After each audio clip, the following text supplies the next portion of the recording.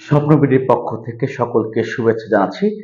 আজকে আমরা একটা বিষয় নিয়ে কথা বলবো। সেটা হলো যে আজকের এই ভিডিওটি যারা দেখবেন তারা শিখতে পারবেন কিভাবে আমাদের এই স্বপ্নবিডির তৈরি মুড়ি ভাজা মেশিনে মুড়ি তৈরি করতে হয়। আমরা প্রথমেই দেখলাম মেশিন চলছে, অর্থাৎ মুড়ি ভাজা মেশিন রোস্টারটি চলছে। এই মেশিনটি হিট করা হচ্ছে। মেশিনটি হিট করা হচ্ছে এজন্যই কেননা এই মেশিনের মধ্যে অনেকগুলো বালি দেওয়া থাকে। বালিগুলো হিট করতে সময় লাগে এবং অন্যদিকে চাউল লবণ পানি মিক্স করে তৈরি করা হচ্ছে। এই যে চাউলে লবণ পানি দিচ্ছে আপনারা দেখছেন, এই চাউল লবণ পানি দিয়ে ভালো করে মিশ্রণ করতে হবে। ভালো করে যেন লবণ চাউলের মধ্যে ভালো মতো প্রবেশ করে। মুড়িগুলো খাওয়ার সময় যেন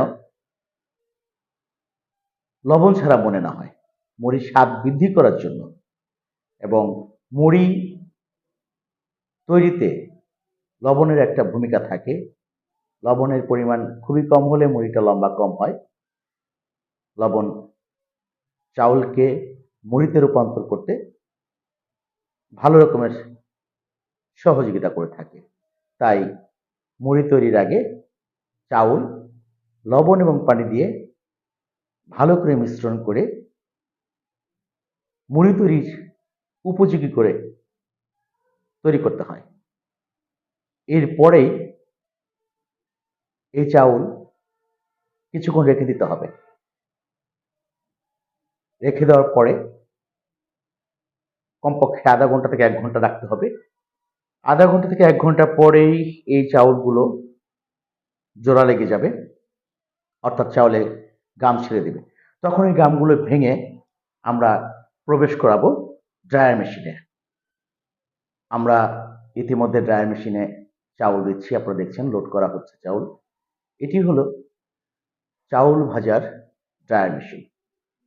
এই ড্রায়ার মেশিনে চাউল লোড করা হচ্ছে।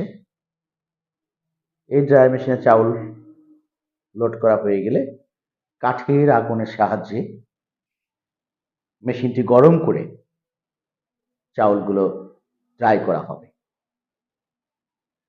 চাউল লোড করা কমপ্লিট। আমরা দেখতে পাচ্ছি মেশিন চলছে।